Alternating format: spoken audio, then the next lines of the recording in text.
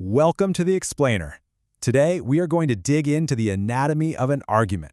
Seriously, we're going to explore how a friendship was pushed to its absolute limit, all because of, well, this one simple, seemingly worthless object. So, what are we looking at? It's just a simple hand truck, right? Found on a curb, probably destined for the trash. I mean, look at it. It's got a loose handle, a rusted-off latch. It has definitely seen better days. Let's be real here. This thing barely works. So, the big question is, how did this piece of junk become the explosive center of a massive fight between three neighbors? I know, it sounds crazy, but let's dive in and see what this whole mess tells us about the nature of arguments themselves.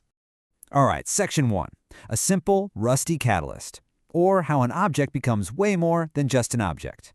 We're going to start at the very beginning, right at the moment this inanimate object gets loaded up with all this unexpected meaning and emotion. And believe it or not, it all starts with a simple request. So a neighbor, Jamie, needs a hand truck. Pretty straightforward. Tom offers him this one.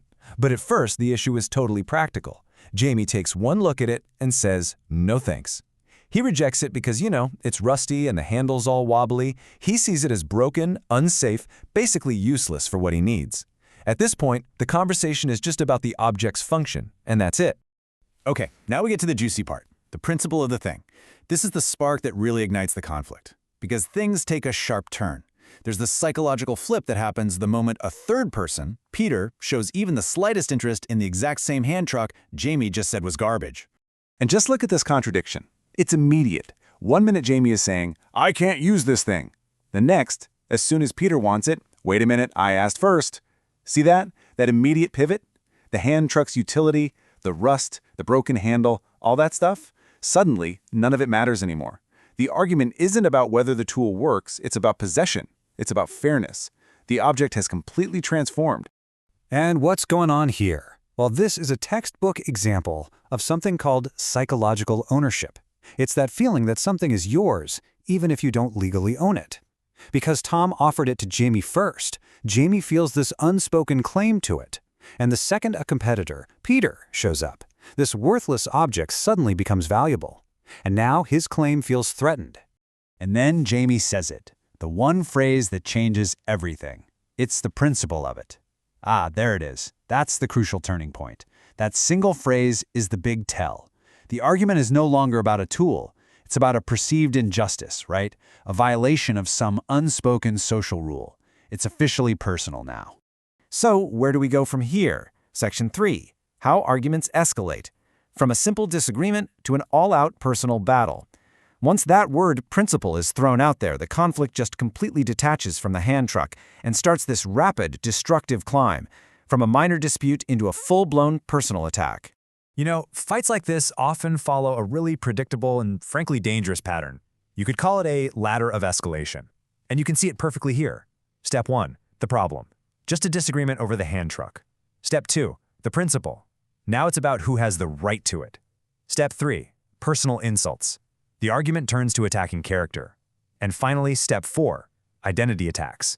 The fight broadens to cover regional and even national backgrounds. At this point, the original problem. It's been completely forgotten. And here we go, climbing right up that ladder. The insults get personal, they get physical, and they are totally detached from the hand truck. Jamie gets defensive about being from Ontario, not Quebec, and then calls Tom a tube of lard. Wow, the gloves are officially off. Then Peter jumps in, and he escalates it even further. He attacks a much deeper part of Jamie's identity. His nationality, his status as a non-citizen, even throwing in a regional slur, Gorby. The conflict is now digging into some seriously sensitive territory. And just like that, the argument becomes a proxy war for cultural and regional stereotypes. I mean, we've got hockey insults now.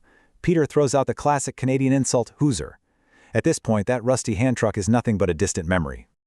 So now we're at Section 4, the power of the absurd. The unexpected path to de-escalation. And I mean, tensions are at their absolute peak. These guys are literally wrestling over the hand truck, shouting insults at each other. The argument has hit a breaking point. But the resolution? It doesn't come from reason or compromise. Nope, it comes from somewhere completely, and I mean completely unexpected.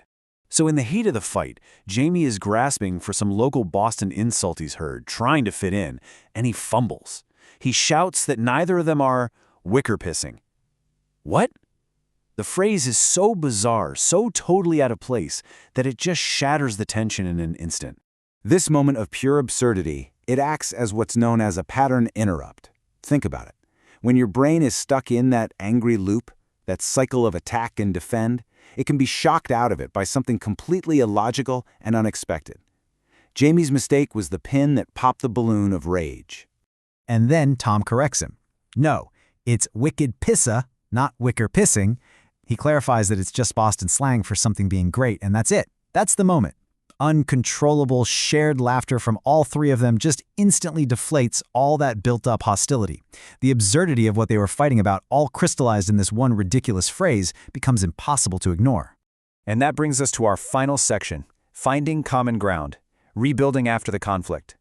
So the fight's over, but what's really important is understanding how they were able to rebuild from that low point. Laughter succeeded where logic completely failed, and it opened the door for everything that happened next. See, the resolution wasn't just about stopping the fight, it was a whole process. That shared humor, it broke the anger cycle.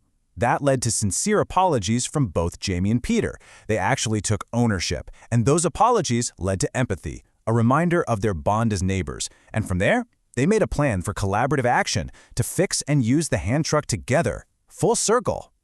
And in the end, as Jamie puts it, we are neighbors. Tom showed us how we can help each other regardless of our heritage and backgrounds. They found their way back to the core value they had totally forgotten, just being good neighbors. And ironically, the conflict actually ends up reinforcing their bond by reminding them of what's truly important, something far beyond the principle of some broken old tool. So it really makes you think, right? What's the rusty hand truck in your life? This whole story is such a powerful reminder. It forces us to ask ourselves, what are the seemingly trivial things that we allow to escalate? Because so often the conflicts that feel the most important, well, they're really about something else entirely, just waiting for a moment of absurdity to put it all back in perspective.